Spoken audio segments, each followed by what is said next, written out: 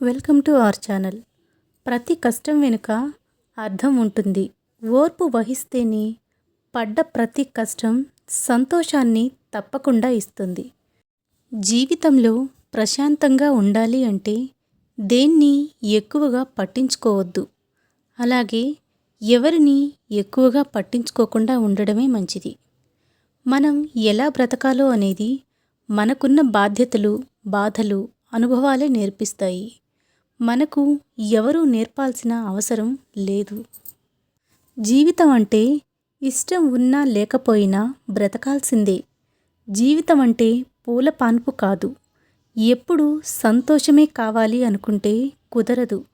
బాధలను కూడా భరించడం నేర్చుకోవాలి. అలా భరించే వాళ్ళకే ఈ భూమి మీద బ్రతికే అర్హత ఉంటుంది. అంతేకాని పిరికి వాళ్లకు కాదు.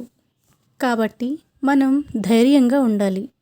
గుండ్రంగా తిరిగేది భూమి, కాలేదే నిప్పు, పోరాడేవాడే మనిషి. నువ్వు నిజంగా మనిషివైతే జీవితంతో పోరాడు, మనుషులతో కాదు. మీ బలాలని అలాగే మీ బలహీనతలను క్షుణ్ణంగా విశ్లేషించుకోండి. అప్పుడే మీరు విశ్వాసంతో ముందడుగు వేస్తారు. ధైర్యంగా ఉండండి. అవసరాలే మనిషిని నమ్మేలా చేస్తాయి.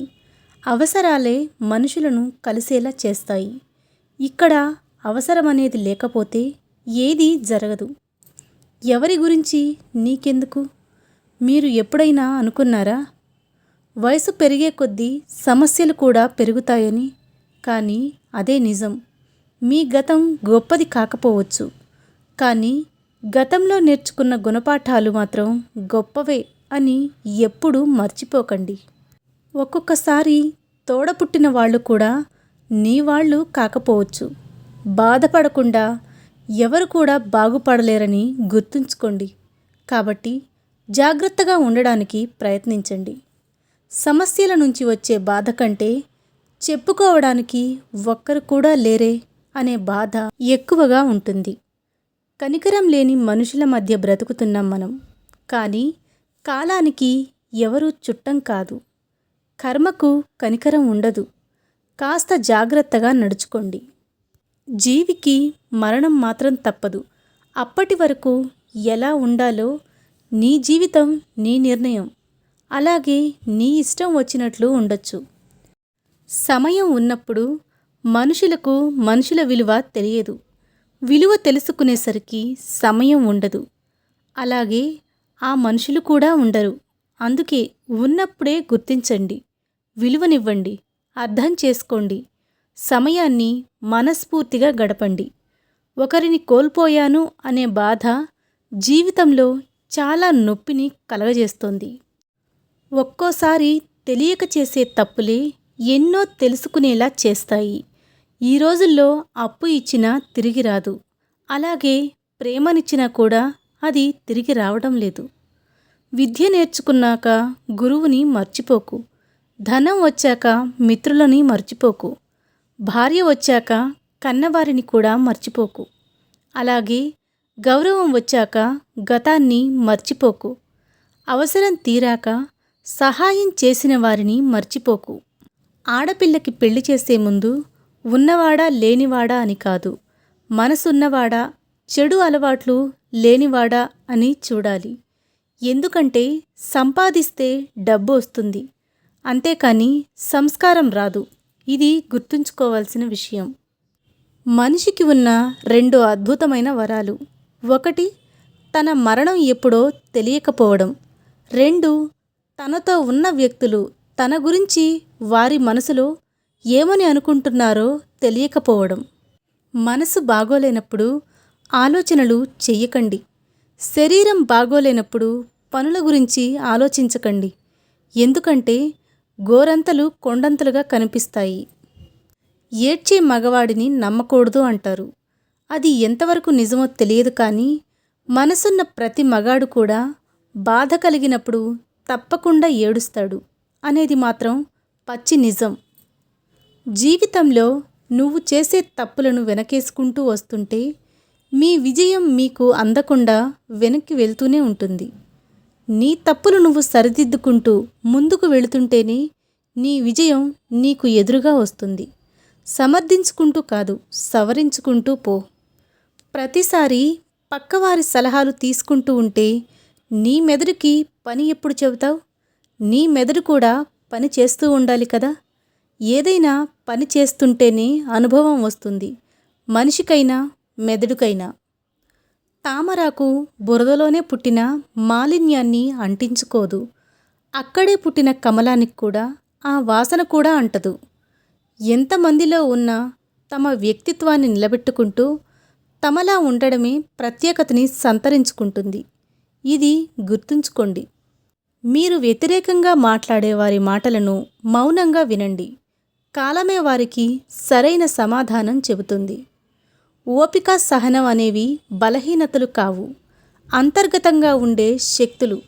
అవి అందరిలోనూ ఉంటాయి.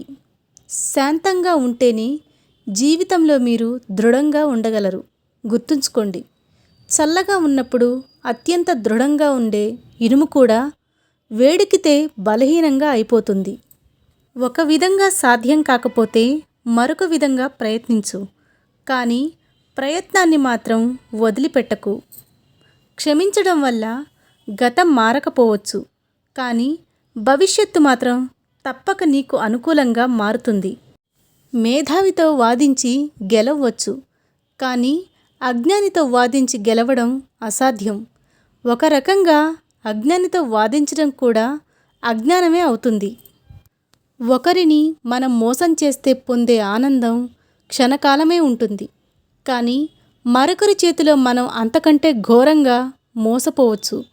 నీకున్న బాధలు, కష్టాలు ఇతరులకు చెప్పుకొని వారి సానుభూతితో ప్రయోజనం పొందుదాం అనుకుంటే అది పొరపాటే అవుతుంది. అలా చేయడం వలన నువ్వు మరింత బలహీనంగా మారే ప్రమాదం ఉంది వాళ్ళ దృష్టిలో. ఒకరి జీవితం గురించి చులకనగా మాట్లాడకు. ముందు నీ జీవితం గురించి ఆలోచించు. బ్రతికినంతకాలం బాగుపడతావు. అదృష్టం తనంతట తానుగా వచ్చి తలుపు తడుతుందని అందరూ చెప్తుంటారు. నమ్మొద్దు. అది అవకాశం రూపంలోనే ఉంటుంది. దాన్ని వెంటాడి సొంతం చేసుకో. అదే అదృష్టం. మన మనసేమీ చెత్తబుట్ట కాదు. అందులో అడ్డమైన చెత్తను వెయ్యకూడదు. మన మనసులో మనకు సంబంధం లేని మనుషుల విషయాలు ఎంత తక్కువగా ఉంటే మనం అంత మనశ్శాంతిగా ఉంటాం. చిన్న మాటైనా మనసుని మారుస్తుంది అని నమ్మినప్పుడే నీకు తప్పేదో ఒప్పేదో తెలుస్తుంది. ప్రాణం పోసేదాన్ని మందు అంటాం, ప్రాణం తీసేదాన్ని మందు అంటాం. పేర్లు ఒకేలా ఉన్నా గుణంలో తేడా ఉన్నట్లు మనుషులంతా ఒకేలా ఉన్నా వారి మనసుల్లో చాలా తేడాలుంటాయి. పూసే ప్రతి పువ్వు పరిమళంగా ఉండదు. కలిసే ప్రతి బంధం ప్రేమని పంచదు. పక్షుల్లో ఒక పక్షి పైకి ఎగిరితే మిగతా పక్షులు కూడా తనతో పాటు పైకి ఎగిరి ఆనందిస్తాయి. కానీ మనుషులు ఒక వ్యక్తి పైకి ఎదుగుతుంటే వాడిని తొక్కి ఆనందిస్తూ ఉంటారు. రాజీ పడలేని మనసుకు రోజుకో పరీక్ష పెడుతుంది కాలం. సరిపెట్టుకోవడం వచ్చినా సహనానికి సర్ది చెప్పుకోవడం కాస్త కష్టమే. ఈ ప్రపంచంలో చాలామంది శత్రువుల దగ్గర ఓడిపోయిన వాళ్ళకన్నా నీడలా తమతోటే ఉండే వాళ్ళ దగ్గర ఓడిపోయిన వాళ్లే ఎక్కువ. నీకు కోపం వచ్చే ఒక్క క్షణాన్ని అదుపులోకి తెచ్చుకోగలిగితే బాధపడే 1000 క్షణాలను తప్పించుకోవచ్చు. మనిషి పతనానికి కోపమే మొదటి కారణం. కింద పడినప్పుడు ఆదుకోవడానికి నీకంటూ ఎవరూ లేకపోవడమే నిజమైన ఒంటరితనం. మనది కానిది మనం తీసుకుంటే మనకి రావాల్సిన దాన్ని భగవంతుడు రానివ్వడు. మనల్ని ఎదుటివాళ్ళు అవసరమని వేడుకుంటారు, అవసరానికి వాడుకుంటారు. అవసరం తీరాక మనుషుల్ని ఆడుకుంటారు. జీవితం అనేది ఒక అవకాశమైతే దాన్ని వదలకండి. ఒక బాధ్యత అయితే నెరవేర్చండి. ఒక ఆశయమైతే సాధించండి. ఒక శ్లోకం అయితే తట్టుకోండి. ఒక పోరాటమైతే జయించండి. ఒక పయనమైతే సాగుతూ పొండి. ఈ వీడియోస్ కనుక మీకు నచ్చినట్లయితే నా ఛానల్ని సబ్స్క్రైబ్ చేసి నన్ను ఎంకరేజ్ చేయండి. ధన్యవాదాలు.